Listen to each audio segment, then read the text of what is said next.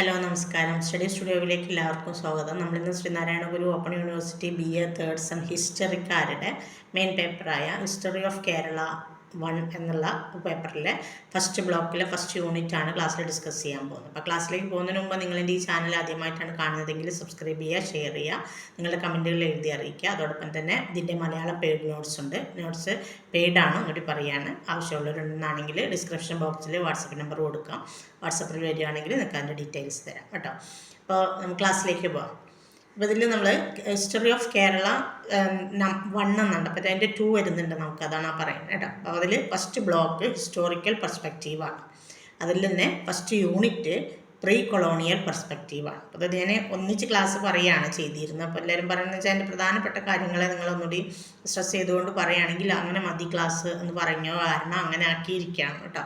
അപ്പോൾ ഇതിൽ നമുക്ക് കാര്യമായിട്ട് വരുന്നത് ചരിത്ര വിവരങ്ങളുടെ ഉറവിടമായിട്ട് കേരളോൽപ്പത്തിയിൽ ഐതിഹ്യങ്ങളുടെയും പുരാണങ്ങളുടെയും പങ്ക് എങ്ങനെയാണ്, അത് എത്രത്തോളം ഉണ്ട് എന്നുള്ളതാണ് നമുക്ക് ആദ്യം വരുന്നത് കേട്ടോ. അതായത് കേരളോൽപ്പത്തി എന്ന ഗ്രന്ഥത്തെക്കുറിച്ച് പറഞ്ഞു.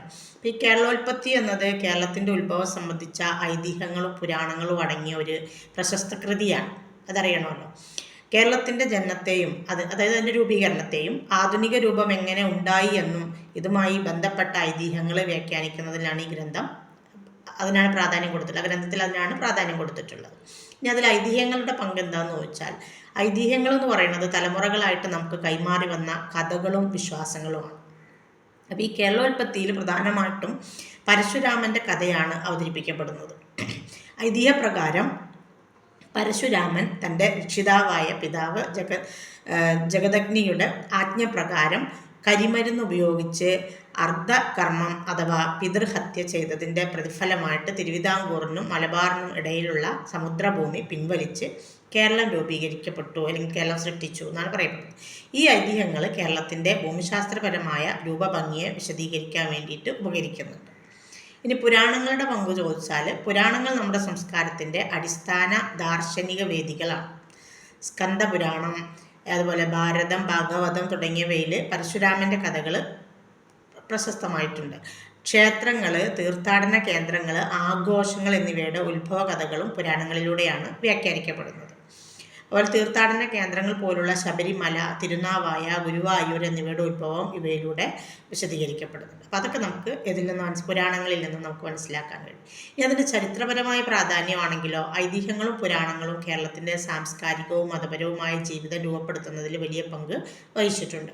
ചരിത്രം രേഖപ്പെടുത്തുന്നതിന് മുമ്പുള്ള കാലഘട്ടം മനസ്സിലാക്കാൻ ഈ കഥകൾ ഉപകാരപ്പെടുന്നുണ്ട്. ആധികാരികതയിൽ ഏർപ്പെട്ടിരിക്കുന്നെങ്കിലും സാമൂഹ്യ സാംസ്കാരിക ചരിത്ര പഠനത്തിന് അവ വിലപ്പെട്ട സ്രോതസ്സുകളായിട്ട് ഉപയോഗപ്പെടുത്തുന്നു. ഇത്രയാണ് അതിൽ വരുന്നത്. ഇനി നമുക്കിതിൽ നിന്ന് മറ്റൊന്ന് നമ്മളോട് ഇതിൽ പ്രധാനമായിട്ട് വരുന്നത്, അല്ലെങ്കിൽ നമ്മൾ ചോദിക്കാനൊക്കെ സാധ്യതയുള്ള ഒരു ഏരിയ എന്ന് പറയുന്നത് ഷെയ്ഖ് സൈനുദ്ദീൻ മഖ്ദൂമിൻ്റെ തൂഫത്തുൽ മുജാഹിദീനിൽ വിവരിച്ചിരിക്കുന്ന 16-ാം നൂറ്റാണ്ടിലെ മലബാറിൻ്റെ സാമൂഹിക രാഷ്ട്രീയ ഘടനയാണ്. ഇതൊരു ഗ്രന്ഥമാണ്, പറയാം കേട്ടോ, ഒക്കെ വരുന്നുണ്ട്. ഈ തുഫത്തുൽ മുജാഹിദ്ദീൻ എന്ന ഗ്രന്ഥം 16-ാം നൂറ്റാണ്ടിലെ ഷെയ്ഖ് സൈനുദ്ദീൻ മഖ്ദൂം രണ്ടാമൻ എഴുതിയ ഒരു പ്രശസ്ത കൃതിയാണ്. ഇത് മലബാറിലെ പോർച്ചുഗീസ് അധിനിവേശത്തിൻ്റെ അതിക്രമങ്ങൾക്കും അതിനെതിരെ നടന്ന മുസ്ലിം ചെറുത്തുനിൽപ്പുകളുടെയും ഒരു ചരിത്ര ഗ്രന്ഥമാണ്. അതിൻ്റെ സാമൂഹിക ഘടന എന്ന് പറയുന്നത് 16-ാം നൂറ്റാണ്ടിലെ മലബാറിലെ സാമൂഹിക ഘടനയെ മഖ്ദൂം തൻ്റെ ഗ്രന്ഥത്തിൽ വിശദമായിട്ട് വിവരിക്കുന്നുണ്ട്. മലബാറിലെ സാമൂഹിക ഘടനയിൽ ജാതി വ്യവസ്ഥയ്ക്ക് വലിയ പ്രാധാന്യമുണ്ടായിരുന്നു എന്നും ബ്രാഹ്മണർ ഉന്നത സ്ഥാനത്ത് നിന്നുകൊണ്ട് ജനങ്ങളെ നിയന്ത്രിച്ചിരുന്നു എന്നും പറയുന്നുണ്ട്. ബ്രാഹ്മണരല്ലെങ്കിൽ നമ്പൂതിരിമാർ, പുരോഹിതന്മാരും ഭൂവുടമസ്ഥരുമായിരുന്നു. പിന്നെ വരുന്നത് നായർമാരാണ്. നായർമാർ യോദ്ധാക്കളാണ്. പിന്നെ ഈഴവർ, തീയർ, ഇവർ കാർഷിക തൊഴിലാളികളായിരുന്നു. പിന്നെ മുസ്ലിങ്ങൾ, ക്രിസ്ത്യാനികൾ, വ്യാപാരികളും നാവികരുമായിരുന്നു അവരിൽ കൂടുതലും.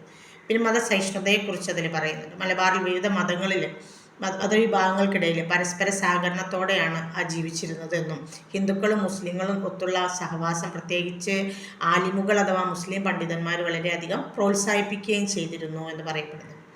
ഇനി വ്യാപാര ജീവിതത്തെക്കുറിച്ച് പറയുകയാണെങ്കിൽ ആ ഗ്രന്ഥത്തിൽ പറയുന്നത് അറബികളും പോർച്ചുഗീസുകാരും അടക്കമുള്ള വിദേശികൾക്കൊപ്പം മലബാറിലെ മുസ്ലിങ്ങളും വ്യാപാരത്തിൽ നിർണായകമായ പങ്ക് വഹിച്ചു എന്ന് പറയും. മഖ്ദൂം കൊച്ചിയിലും കോഴിക്കോടും മുസ്ലിം വ്യാപാരികളുടെ ശക്തമായ സാന്നിധ്യവും അദ്ദേഹത്തെ ഗ്രന്ഥത്തിൽ രേഖപ്പെടുത്തിയിട്ടുണ്ട്. ഇനി അതിൻ്റെ രാഷ്ട്രീയ ഘടന, അതായത് ആ പുസ്തകത്തിൽ പറയുന്ന രാഷ്ട്രീയ ഘടനയെക്കുറിച്ചാണെങ്കിൽ പ്രാദേശിക ഭരണ സംവിധാനത്തെക്കുറിച്ച് അതിൽ പറയുന്നുണ്ട്. കോഴിക്കോട്ട് അതിൽ പ്രാദേശിക ഭരണ സംവിധാനത്തിൽ മലബാറിൽ ചെറിയ ചെറിയ നാട്ടുരാജ്യങ്ങൾ ഉണ്ടായിരുന്നു എന്നും കോഴിക്കോട്, കൊച്ചി, കണ്ണൂർ, വേണാട് എന്നിവ അതിൽ പ്രധാനപ്പെട്ട ചില നാട്ടുരാജ്യങ്ങളാണ് എന്ന് പറഞ്ഞിട്ട് കോഴിക്കോട് മുസ്ലിം വ്യാപാരികളുടെയും അറബികളുടെയും വ്യാപാര കുത്തക സജീവമായിരുന്നു എന്നും അതിൽ രേഖപ്പെടുത്തിയിട്ടുണ്ട്. കോഴിക്കോട്ടെ സാമൂതിരിയുടെ ഭരണകൂടത്തെക്കുറിച്ച് പറയുന്നിടത്ത് കോഴിക്കോട്ടുകാരുടെ പ്രാധാന്യവും സാമൂതിരിയുടെ ശക്തിയുമാണ് ഭരണ സംവിധാനത്തിൻ്റെ കേന്ദ്രമായിരുന്നത് എന്ന് പറയുന്നത്. ഇവിടുത്തെ കോഴിക്കോട് എന്താ പറയുക നാട്ടുരാജ്യത്തിൽ കേട്ടോ. സാമൂതിരി ഭരണകൂടം പ്രാദേശിക നായർ ജന്മിമാരുടെ സഹായത്തോടെ ഭരണ നടപടികൾ നടത്തി. മുസ്ലിങ്ങൾ സാമൂതിരിയുടെ നാവികസേനയിലെ പ്രധാന പങ്കാളികളായിരുന്നു. പോർച്ചുഗീസുകാരുടെ അധിനിവേശത്തെക്കുറിച്ചും അതിൽ വിവരിക്കുന്നുണ്ട്. മക്തൂം പോർച്ചുഗീസുകാരുടെ കൊളോണിയൽ അതിക്രമത്തെ ശക്തമായിട്ട് വിമർശിച്ചിട്ടുണ്ട്. പോർച്ചുഗീസുകാരുടെ വ്യാപാര കുത്തക കലാപങ്ങൾക്ക് കാരണമായി എന്ന് അദ്ദേഹം പറയുന്നു. മുസ്ലിം ജനതയും സാമൂതിരിയുടെ നേതൃത്വത്തിലുള്ള പ്രാദേശിക ശക്തികളും പോർച്ചുഗീസുകാർക്കെതിരെ വലിയ പ്രതിരോധം സംഘടിപ്പിച്ചു. തൂഫത്തുൽ മുജാഹിദ്ദീൻ മലബാറിൻ്റെ സാമൂഹിക രാഷ്ട്രീയ ഘടനയെ കൃത്യമായിട്ട് രേഖപ്പെടുത്തുന്ന ഒരു ചരിത്ര ഗ്രന്ഥം തന്നെയാണ്. ഈ ഗ്രന്ഥം സാമൂഹിക നിലയുടെ ആഴമുള്ള അവലോകനം നൽകുകയും മാപ്പിള സമുദായത്തിൻ്റെ പങ്ക് വ്യക്തമാക്കുകയും ചെയ്യുന്നുണ്ട്. പോർച്ചുഗീസുകാരുടെ അധിനിവേശം എങ്ങനെയാണ് സമൂഹത്തിൽ മാറ്റം വരുത്തി എന്നതിൻ്റെ വ്യക്തമായ ദൃശ്യങ്ങളാണിത് നൽകുന്നത്. ജാതി വ്യവസ്ഥ, മതപരമായ സഹവാസം, പ്രാദേശിക ഭരണകൂടം, വിദേശ ഇടപെടൽ എന്നിവയെ ആഴത്തിൽ വിവരിക്കുന്ന ഈ കൃതി കാലഘട്ടത്തെ മനസ്സിലാക്കാൻ ഉതകുന്ന ഏറ്റവും പ്രധാനപ്പെട്ട ഒരു സ്രോതസ്സാണ്. ഇനി നമുക്കിതിൽ വരുന്നത് മാപ്പിള സമൂഹത്തിൽ പോർച്ചുഗീസ് കൊളോണിയലിസത്തിൻ്റെ സ്വാധീനം, അവരുടെ പ്രതിരോധ ശ്രമങ്ങളും എങ്ങനെയാണ് ഷെയ്ഖ് സൈനുദ്ദീൻ മക്തൂം ചിത്രീകരിച്ചത് എന്നാണ്. ഒരു ഏകദേശമൊക്കെ നമ്മളിവിടെ പറഞ്ഞു കഴിഞ്ഞു. ഇനി അതിനെക്കുറിച്ച് മാത്രം ഒന്നുകൂടി ഒന്ന് പറയാം. ഷെയ്ഖ് സൈനുദ്ദീൻ മക്തൂം രണ്ടാമൻ്റെ തൂഫത്തുൽ മുജാഹിദ്ദീൻ എന്ന ഗ്രന്ഥം 16-ാം നൂറ്റാണ്ടിൽ പോർച്ചുഗീസുകാരുടെ അധിനിവേശത്തിനെതിരെ മലബാറിലെ മുസ്ലിം സമൂഹം നടത്തിയ പ്രതിരോധ ശ്രമങ്ങളെ പ്രതിനിധീകരിക്കുന്ന പ്രഥമ ചരിത്രരേഖകളിൽ ഒന്നാണ്.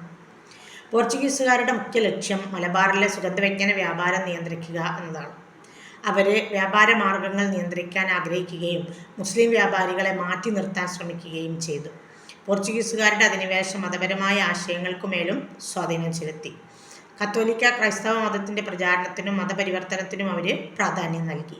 മക്തൂമിൻ്റെ ഗ്രന്ഥത്തിൽ പോർച്ചുഗീസുകാരുടെ ക്രൂരതകളും നടപടികളും വ്യക്തമായിട്ട് ചിത്രീകരിച്ചിട്ടുണ്ട്. മുസ്ലിം സമൂഹത്തിൻ്റെ സമാധാന ജീവിതത്തെ തകർക്കാനുള്ള അവരുടെ ശ്രമങ്ങൾ ഗ്രന്ഥത്തിൽ വളരെ കൃത്യമായിട്ട് വ്യക്തമാക്കുന്നുമുണ്ട്.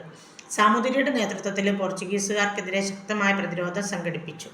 മാപ്പിള യുവാക്കൾ നാവികസേനകളിലും പോരാളി സംഘങ്ങളിലും പങ്കെടുത്ത് പോർച്ചുഗീസുകാരെ ശക്തമായി നേരിട്ടു.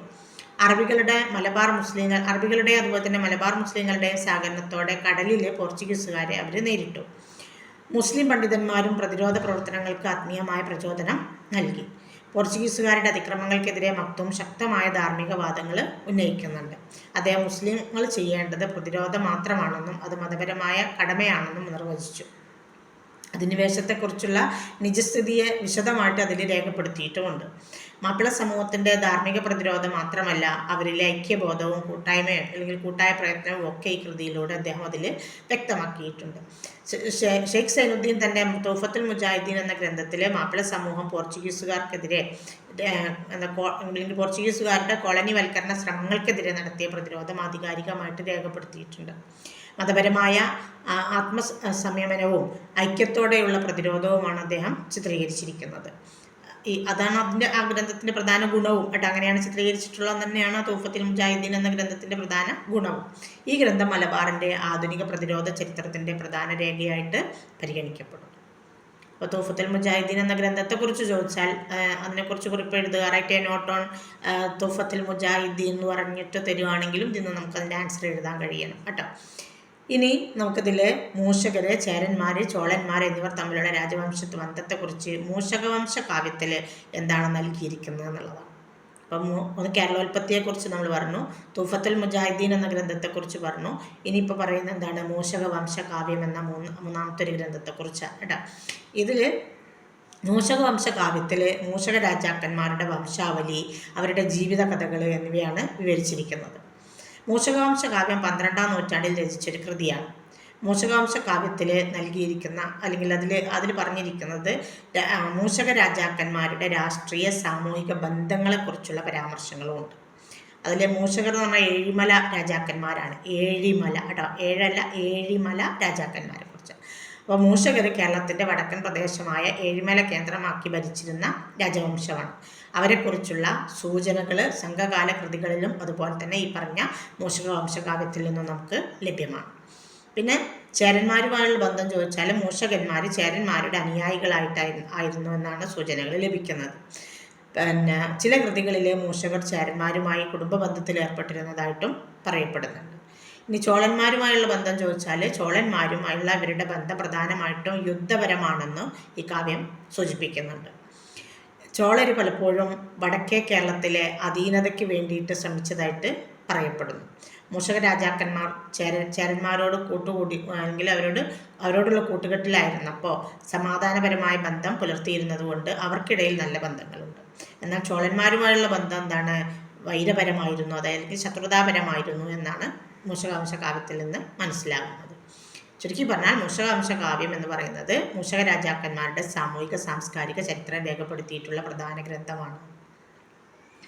ഇനി നമ്മൾ ഇപ്പോൾ പറഞ്ഞ ഗ്രന്ഥത്തെക്കുറിച്ച് ചോദിക്കുകയാണെങ്കിൽ മൂഷകവംശ കാവ്യത്തെക്കുറിച്ചൊരു കുറിപ്പ് എഴുതുക എന്ന് പറഞ്ഞ് ചോദിക്കുകയാണെന്നാണെങ്കിൽ മൂഷകവംശ കാവ്യം ഒരു ചരിത്ര കാവ്യമായാണ് അറിയപ്പെടുന്നത്.